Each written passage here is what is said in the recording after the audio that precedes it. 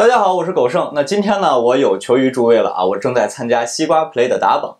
那请大家呢通过西瓜视频给我点赞、评论，还有发弹幕，这样子的话，我就可以获得更好的成绩了。注意啊，一定要在西瓜视频里面发啊，别的地方发是没有用的。今天这个视频，我想送给在这里关注我的所有朋友们，因为正是因为你和我的好奇心，才让我们在这里相遇了。同时啊，这个视频我也想送给小时候很有好奇心的我自己，也就是这个小东西。怎么了？我要拉宝宝。拉宝宝，咱们骑车的回去好吗？刚才那个是我小时候，那个时候呢，我爸妈带我出去玩，最头疼的一件事情就是我那随时可能光临的便便。我爸妈总是说我懒驴上磨，屎尿多。当时我就在想啊，如果我是在执行一件非常重要的任务，比如说马上就要遨游太空，这时候突然来了变异，那该怎么办呢？那在宇宙当中，宇航员又要如何上厕所呢？首先，我们来回顾一下世界上第一位宇航员加加林。他总共的任务时间只有不到2个小时，所以可以基本不用考虑上厕所的问题。结果问题还是出来了。当加加林穿好了宇航服准备上飞船之前呢，突然尿急憋不住了。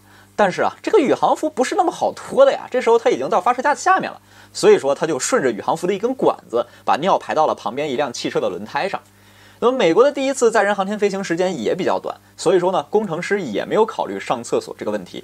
结果啊，虽然说预计的飞行时间非常短，但是当宇航员艾伦·谢泼德穿好宇航服坐在飞船里面之后，发射的时间呢却一拖再拖。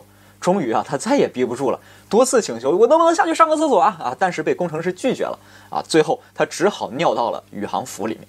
随着太空任务的时间越来越长，不可能让宇航员长时间憋着，所以说呢，工程师们开始发明了一些导尿装置啊，用一根管子把尿液导到袋子里面。这个呢就有点像手术病人的那个导尿管，但是它不是插进去的，是套在外面的。再后来呢，一个跨时代的东西就诞生了，那就是高分子吸水材料。那发明它的是一名华人科学家，叫做唐新元。现在啊，每个带小孩的家长都应该感谢他，因为这种材料呢，就是现在尿不湿里面吸水的那种材料，它可以跟水去聚合，以很小的体积吸收大量的水分。现在啊，宇航员在发射和返回的时候，基本上都还会穿它。这个小便的问题呢，就暂且解决了。问题是大便呢就难搞了啊，所以说一开始的时候，科学家会想尽各种办法减少宇航员的粪便量啊，尽可能吃残渣比较少的食物啊，比方说牛奶呀、鸡蛋呀、牛肉呀之类的啊，减少排便量。但是也不能完全不拉呀啊，于是就用了一种塑料袋啊，这个塑料袋两侧有胶条啊，可以粘在屁屁上。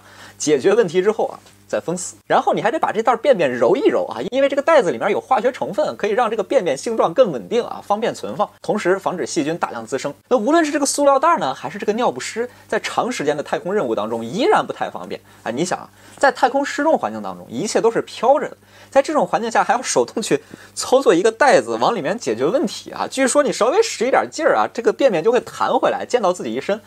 一直以来，宇航员一提起上厕所就头疼，于是科学家就又给空间站和航天飞机上安装了马桶。这样的一个航天马桶啊，要1000多万美元，2个洞口啊，分别负责大便和小便。